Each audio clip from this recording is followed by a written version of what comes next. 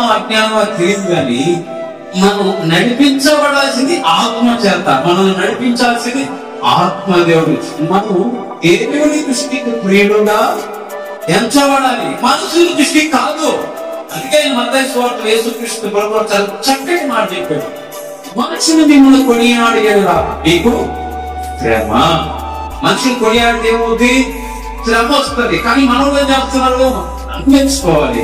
ఆ భాషకు నచ్చినట్టు పాడాలి, భాషకు నచ్చినట్టు పాడాలి.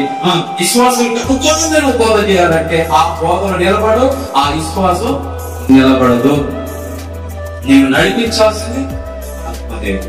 నువ్వు ఆత్మ చేత నిలబడితే ముందు నీలో ఉన్న హేయమైన క్రియలన్నీ విడిచిపెడతావు. ఏం చేస్తావు? హేయమైన క్రియలను విడిచిపెడతావు. దేవుడికి నచ్చని, దేవుడు నచ్చని ఏది ఉంచుకోవు. అంతే తెలుసా? ఆయన మాత్రమే ప్రేమిస్తున్నాం కనుక దేవునికి స్తోత్రం. ఆయనను ప్రేమించడం అంటే ఈ లోకంలో ఏ దాని మీద మనకి మక్కువ ఉండదు, ఉండనివ్వడు. ఆత్మదేవుడు ఒక్కడు.